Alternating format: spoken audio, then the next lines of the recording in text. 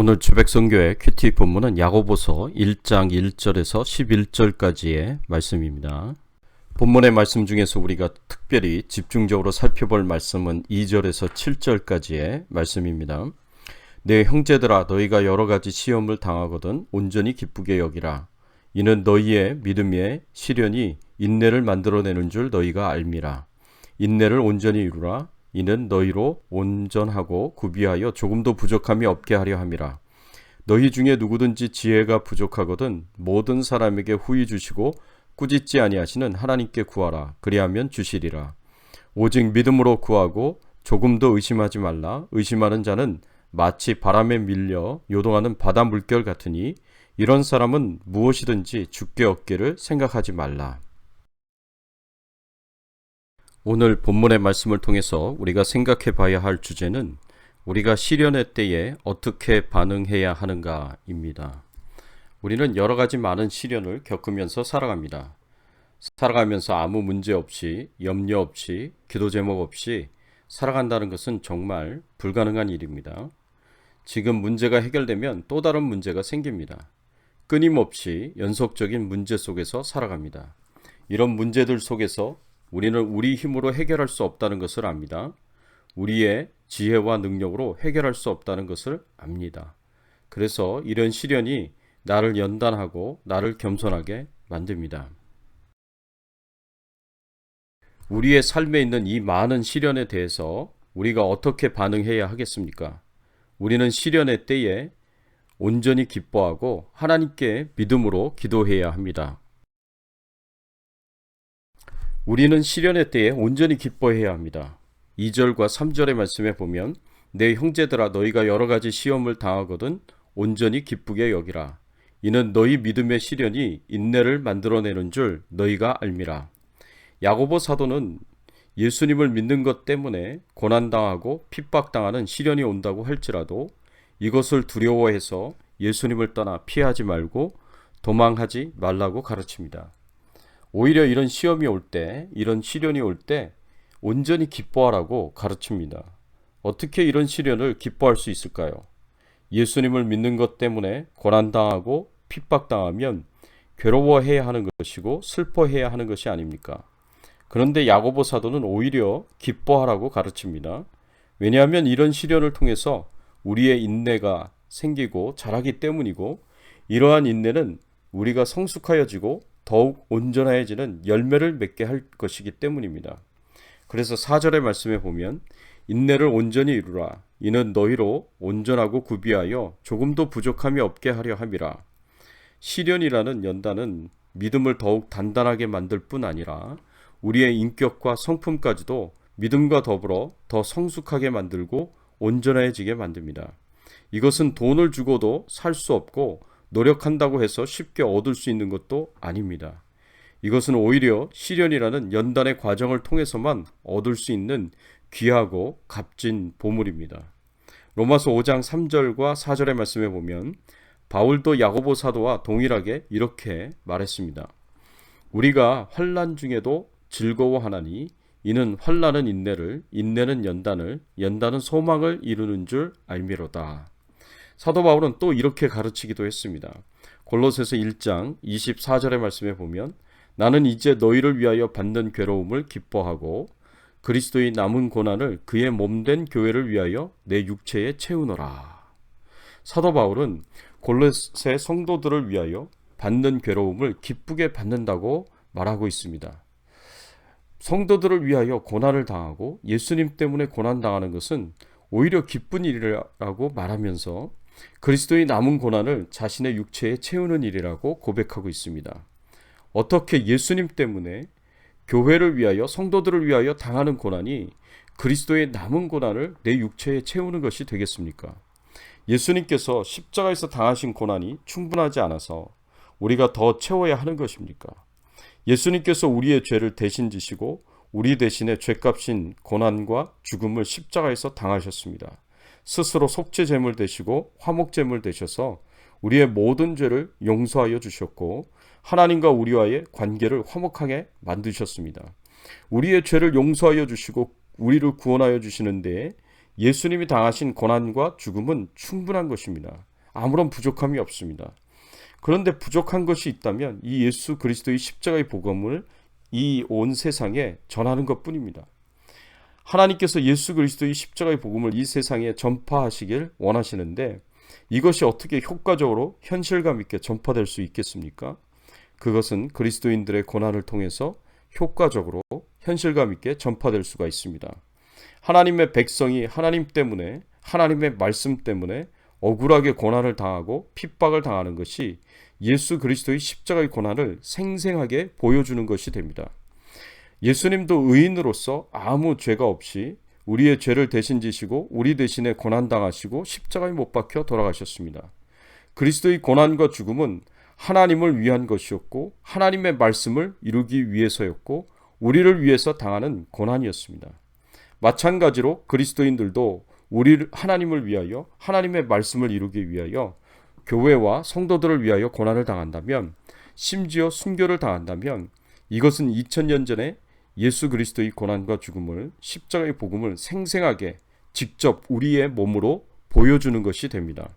그래서 우리의 고난이 복음 전파에 도움이 되고 영혼 구원에 도움이 됩니다. 그래서 우리의 고난이 그리스도의 고난을 우리의 육체에 채우는 것이 되고 표현하는 것이 됩니다. 그래서 사도 바울이 자신의 고난이 그리스도의 남은 고난을 채우는 것이다 라고 표현을 한 것입니다. 하나님은 그의 백성들의 고난을 통하여 그리스도의 고난을 세상 가운데 드러내십니다. 하나님께서 실제 계획은 그리스도의 몸인 교회가 그리스도가 겪으셨던 고난의 일부를 겪게 하심으로 우리가 생명의 길 십자가를 선포할 때 사람들이 우리 속에서 십자가의 흔적을 보고 우리에게서 십자가의 사랑을 느끼게 하는 것입니다. 그래서 우리가 예수님 때문에, 말씀에 순종하는 것 때문에, 교회와 성도들 때문에 고난당하고 핍박을 당한다면 이것은 슬퍼하고 억울해하고 분노해야 할 일이 아니라 오히려 기뻐해야 할 일입니다. 이 말씀처럼 시련을 통해 인내를 배우시고 인내를 통해 믿음과 인격과 성품이 성숙하고 온전해지는 아름다운 열매를 거두시고 더 나아가서 그리스도의 남은 고난을 채우심으로 삶으로 그리스도를 전하는 귀한 사명을 감당하시기를 예수 그리스도의 이름으로 축원합니다. 또 우리는 시련의 때에 하나님께 믿음으로 기도해야 합니다. 6절과 7절의 말씀에 보면 오직 믿음으로 구하고 조금도 의심하지 말라. 의심하는 자는 마치 바람에 밀려 요동하는 바다 물결 같으니 이런 사람은 무엇이든지 주께 얻기를 생각하지 말라. 오늘 말씀을 보면 야고보 사도는 시련의 때에 믿음으로 구하고 조금도 의심하지 말라고 가르치고 있습니다. 시련의 때에 우리가 인내하고 인내함으로 성숙해질 것을 기대하면서 기뻐하라고 가르치시지만 또한 기도하라고 가르치십니다. 시련의 때에 우리가 해야 할 기도가 무엇이겠습니까? 5절의 말씀에 보면 너희 중에 누구든지 지혜가 부족하거든 모든 사람에게 후히 주시고 꾸짖지 아니하시는 하나님께 구하라. 그리하면 주시리라 라고 말씀하셨습니다. 하나님께 지혜를 구하라고, 지혜를 위하여서 기도하라고 가르치십니다. 시련의 때에 어떻게 반응해야 할지, 시련의 때에 어떻게 생각하고 어떻게 행동해야 할지에 대해서 하나님의 인도하심을 받으라는 말씀입니다. 하나님이 주시는 지혜가 있어야 우리가 잘못 행하지 않을 것이고 죄를 짓지 않을 것입니다. 그런데 야고보 사도는 하나님이 어떤 분이라고 표현하고 있습니까? 하나님은 후히 주시는 분이시다 라고 가르치고 있습니다. 하나님께서 우리가 부족하여서 구하였을 때 우리가 구하는 것 이상의 것을 후히 주시는 분이십니다. 로마서 8장 32절의 말씀에 보면 자기 아들을 아끼지 아니하시고 우리 모든 사람을 위하여 내어주신 이가 어찌 그 아들과 함께 모든 것을 우리에게 은사로 주지 아니하시겠느냐. 하나님께서는 우리에게 하나뿐이신 아들까지 주셨습니다. 우리를 죄에서 구원하시기 위해서 하나뿐이신 아들까지 우리에게 보내주시고 예수님을 십자가에 못 박으셨습니다. 이렇게 아들을 아끼지 아니하시고 우리에게 주시는 이이신 하나님께서는 우리가 구하는 다른 것도 많이 주시지 않겠습니까? 하나님께서는 하나님의 자녀들이 부족하여서 하나님께 구하는 것은 전혀 아까워하지 않으시고 우리에게 주십니다. 또 하나님은요, 꾸짖지 않는 분이십니다. 하나님께서는 우리가 일반적으로 생각한 것보다 더 큰 것을 요구한다고 하더라도, 때로는 엉뚱한 것을 구한다고 하더라도 우리를 꾸짖지 않으시는 분이십니다. 우리는 하나님 앞에 그저 어린아이와 같은 존재들입니다. 그냥 보기만 해도 귀엽고 보기만 해도 즐겁고 행복한 존재들입니다. 우리가 큰 것을 구한다고 하더라도, 엉뚱한 것을 구한다고 할지라도 꾸짖지 않으실 정도로 하나님께서 우리를 사랑하시고 우리를 기뻐하시고 우리를 즐거워하시고 우리 때문에 행복해 하십니다. 그리고 하나님은 우리가 구하는 모든 것을 다 들어주실 정도로 부자이시고 능력이 많으신 하나님이십니다.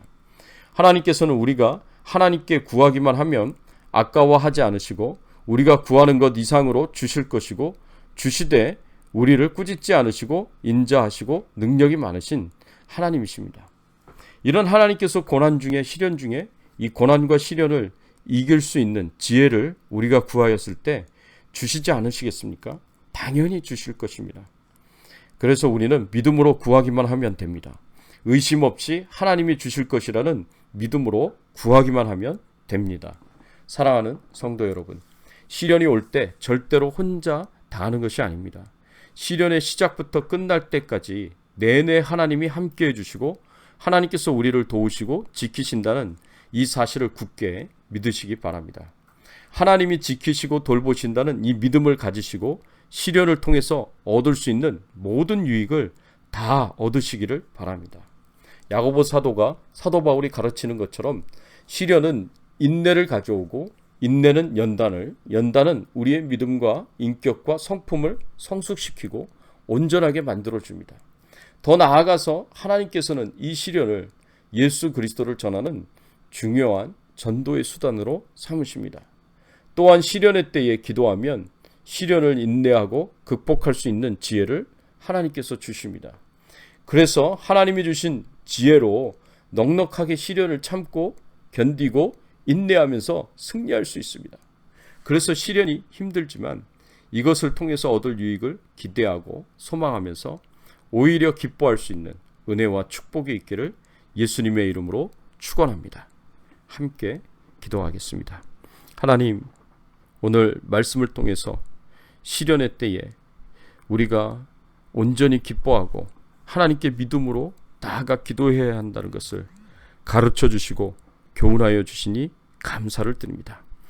하나님을 위한 시련이 곧 예수 그리스도의 십자가의 고난을, 남은 고난을 우리의 삶 가운데, 육체 가운데 채우는 것임을 알게 하시고 깨닫게 하여 주시니 감사를 드립니다.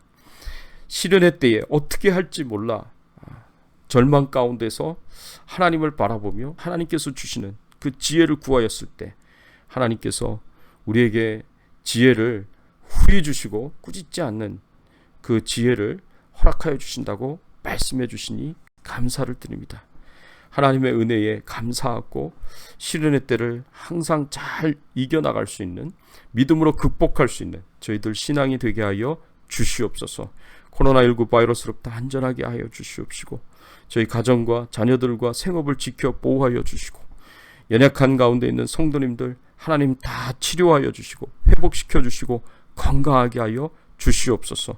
오늘 하루도 하나님과 동행하며 승리하는 하루가 되도록 축복하시고 인도해 주시기를 소원하옵고 우리의 왕 되시고 주인 되신 예수 그리스도의 이름으로 간절히 기도드리옵나이다. 아멘.